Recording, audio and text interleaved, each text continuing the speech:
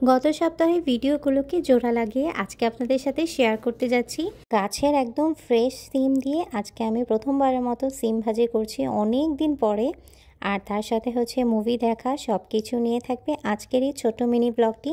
So let's get started.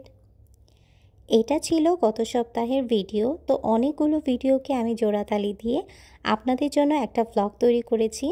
আসলে এই কয়দিন এত বেশি ব্যস্ততার মধ্যে যাচ্ছে যে আমি ছোট ছোট রিলসগুলি আপনাদের সাথে শেয়ার করছি। ব্লগগুলো করার আর এনার্জি নেই, কারণ কাজে থেকে এসে আমার আর শক্তি নেই যে ব্লগগুলো এডিট করব। আর আমাদের এখানে প্রচণ্ড পরিমাণে গরম ইদানিং, একদম গরমে আসলেই ভালো লাগে না। সেদিন সকালবেলা রাতুলের জন্য আর আমার জন্য একটু চা বানাচ্ছিলাম। আমি কিন্তু চা খেতে একদমই পছন্দ করি না, কিন্তু আমি যেহেতু ড্রাই কেক বানিয়েছি আমার নিজের হাতে, তো ড্রাই কেক দিয়ে আজকে আমি চা খাবো, শুধুমাত্র অল্প একটু, কারণ চা থেকে আমার কাছে কফিটা বেশি ভালো লাগে। আর আমার ড্রাই কেকের রেসিপি আমি খুব শীঘ্রই আপনাদের সাথে শেয়ার করব। ড্রাই কেকগুলো কিন্তু চায়ের সাথে খেতে বেশ ভালো লাগে। আর আমি আজকে যে ড্রাই কেকগুলো দেখতে পাচ্ছেন যে বক্সের মধ্যে, এগুলো হচ্ছে যেগুলো একটু বার্ন হয়ে গিয়েছে, সেগুলো আমি আমার জন্য রেখে দিয়ে, আর বাকিগুলো সবগুলো হচ্ছে আমি অর্ডারের জন্য বানিয়েছিলাম। আমার আর রাতুলের জন্য কয়েকটা ড্রাই কেক বের করে নিয়ে এখন আমরা চা দিয়ে ড্রাই কেকটা এনজয় করব। অনেক দিন পরে হচ্ছে গিয়ে আমার ড্রয়িং রুমটাকে একটু ক্লিন করলাম।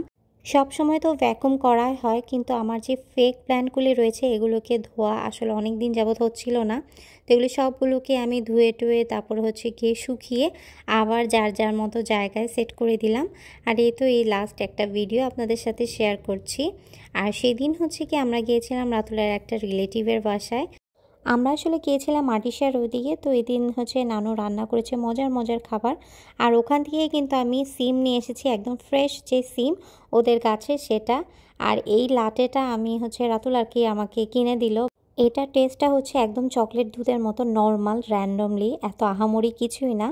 তো সেদিন হচ্ছে খাওয়া দাওয়ার পরে বিকালের দিকে আমরা যাচ্ছি হচ্ছে সিনেমা দেখতে রাতুলের ফ্রেন্ডের সাথে। আমরা চারজন মিলে যাচ্ছি হচ্ছে কি আরভাইনে একটা মুভি দেখার জন্য। আমরা এএমসিতে এসেছি, তো এখানে ড্রিঙ্ক নিয়ে নিচ্ছিলাম। আর যে মুভিটার কথা বলছি সেটা হচ্ছে কি জয়া হাসানের একটা কলকাতার মুভি রিলিজ পেয়েছে, সেটা দেখতেই আসলে আমরা গিয়েছিলাম। মুভিটা আমাদের কাছে মোটামুটি লেগেছে, অতটাও সুন্দর না বাট অতটাও খারাপ না, মোটামুটি লেগেছে। মুভিটার নাম হচ্ছে ডিয়ার মা। এই মুভিটা কে কে দেখেছেন আমাকে কিন্তু অবশ্যই জানাতে পারেন। আর আমি প্রথম হচ্ছে কি কলকাতার কোনো মুভি সিনেমা হলে দেখলাম, মানে আমাদের দেশে জয়া আহসান বাদে আর সবাই ছিল কলকাতার মানুষ।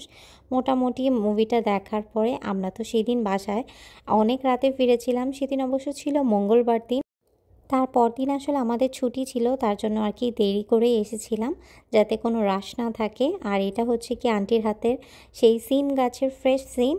তো আজকে হচ্ছে আমি সিমগুলোর এই যে উপরের পার্টটা এগুলো একটু ছিলে নিচ্ছিলাম। আমি যখন প্রথম সিম রান্না করেছিলাম আমি না আসলে জানতাম না যে এই যে উপরে খোসাটা আছে না, এটা ছিলে নিতে হয়। কারণ আমি যখন প্রথম করেছিলাম এটা সহই করেছিলাম, আর করার পরে মানে খাওয়া দাওয়ার পরে দেখলাম যে এটা খুব তিতা হয়েছে। বাট তখন আমার আম্মু বলতেছিল যে এটা কিন্তু খোসা ফালাই করতে হয়। তো এইটা আর কি নতুন শিখলাম আমি। আস্তে আস্তে রান্না বান্না করছি, অনেক কিছুই টেকনিক এখন জানি মোটামুটি। তো এই মজার মেমোরিটা আপনাদের সাথে একটু শেয়ার করলাম, যে যখন প্রথমবার করেছি ভেবেছিলাম যে করলা আর সিমের টেস্ট মনে হয় একই রকম, বাট ওই যে খোসাটা ছিলি নেই তার জন্য হচ্ছে তিতা তিতা লেগেছিল। বাট এবার আমি আলু দিয়ে সিমটা করেছি, এত বেশি মজার হয়েছে মানে কি বলবো, আমি নিজেই বিগ ফ্যান হয়ে গিয়েছি সিমের। তো এখন থেকে বাঙালি দোকানে যদি আমরা যাই তখন সিম পেলেই কিন্তু আমি এখন সিম নিয়ে আসবো। তো সিমটা একদমই সিম্পলভাবে আমি ভাজি করেছি আলু দিয়ে। ভাতের সাথে বা রুটির সাথে সিম খেতে কিন্তু ভীষণই মজা লাগে। তো আমি এই যে সাদা গরম গরম ভাতের সাথে সিম ভাজি খাচ্ছিলাম, আমার কাছে তো বেশ ভালো লেগেছে। নেক্সট টাইম আন্টির বাসায় গেলে আবারও আমি সিম নিয়ে আসবো।